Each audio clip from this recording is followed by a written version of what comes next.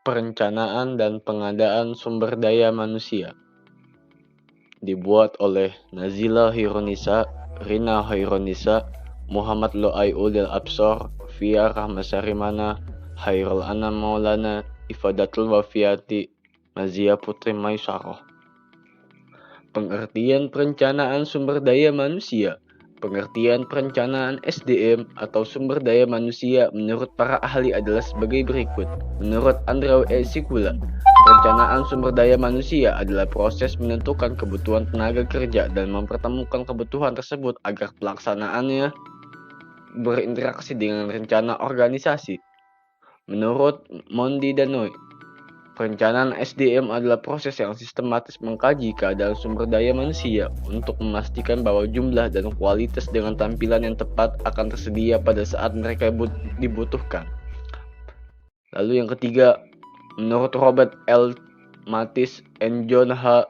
Jackson, perencanaan SDM adalah proses analisis dan identifikasi tersedianya kebutuhan akan sumber daya manusia hingga organisasi dapat mencapai tujuan.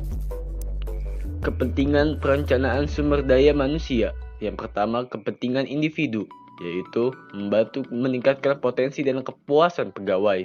Yang kedua, kepentingan organisasi, membantu mendapatkan calon pegawai atau karyawan yang memenuhi kualitas baik posisi manajer maupun posisi lainnya untuk kemajuan masa depan.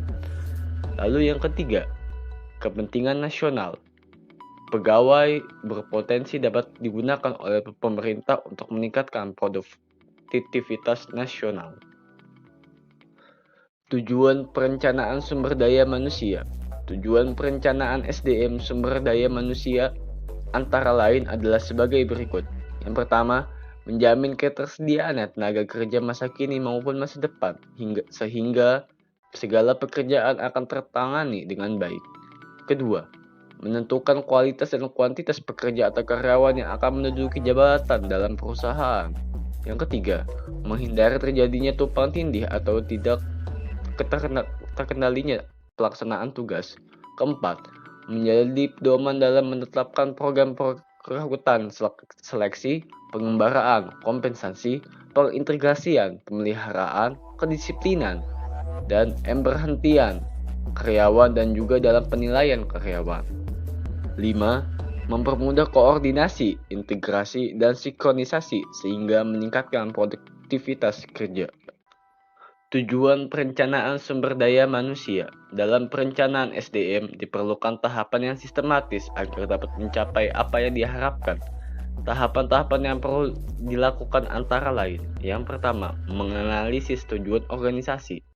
Tujuan-tujuan organisasi yang telah ditetapkan dapat diurai untuk menjadi tujuan yang fokus pada tujuan utama dan tujuan dari bagian tertentu seperti bagian pemasaran, bagian produksi, dan lain-lain.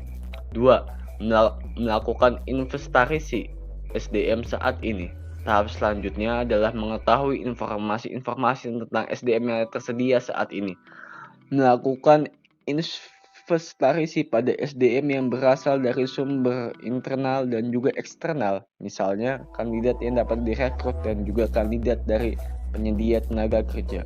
Ketiga, perkiraan permintaan dan pasokan SDM. Setelah mempunyai investasi SDM, selanjutnya adalah memperkirakan tenaga yang diperlukan di masa depan.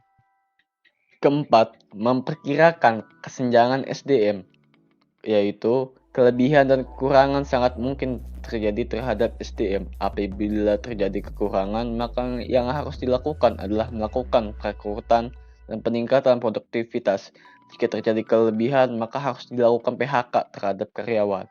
Kelima, merumuskan rencana tindakan SDM. Rencana tindakan ini tergantung pada perkiraan kelebihan atau kekurangan SDM pada suatu organisasi, apakah diperlukan perekrutan atau pemutusan kerja, hubungan kerja, yaitu PHK. 6. Pemantauan, pengendalian, dan umpan balik. Segala rencana harus dipantau dan diidentifikasi kelemahan-kelemahannya agar dapat dilakukan tindakan berikutnya. Perbandingan antara rencana SDM dan penerapan aktual harus dilakukan agar dapat dipastikan tindakan yang dilakukan untuk ketersediaan jumlah karyawan yang diperlukan organisasi.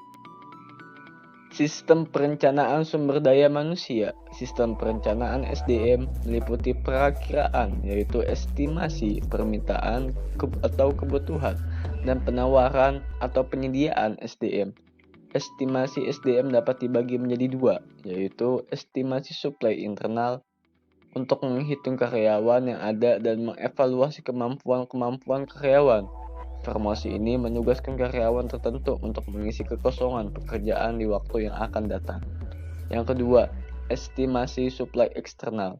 Kebutuhan SDM yang harus dipenuhi dari suplai eksternal dapat diperoleh dengan menganalisis pasar tenaga kerja dan juga perlu memperhatikan tren kondisi kependudukan dan sikap masyarakat terhadap perusahaan.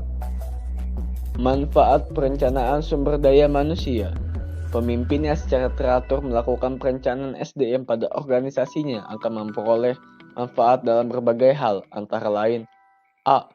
Mampu mendefinisikan kesempatan maupun ancaman bagi SDM dalam tujuan bisnis. B. Memicu pemikiran baru dalam memandang isu-isu SDM dan mendidik partisipan dan menyajikan peluang perspektif. C. Menguji komitmen terhadap tindakan sehingga menciptakan proses bagi alokasi sumber daya program spesifik dan aktivitas. D. Mengembangkan pengetahuan dan komitmen untuk bertindak. Sementara itu, manfaat yang bersifat operasional antara lain yaitu A. Meningkatkan pendaya gunaan SDM. B. Menyelaraskan aktivitas SDM dengan sasaran organisasi agar para tenaga kerja dapat menyelaraskan potensi untuk meningkatkan kinerja. C. Menghemat tenaga, biaya, dan waktu yang diperlukan sehingga dapat meningkatkan efisiensi. Terima kasih. Assalamualaikum warahmatullahi wabarakatuh.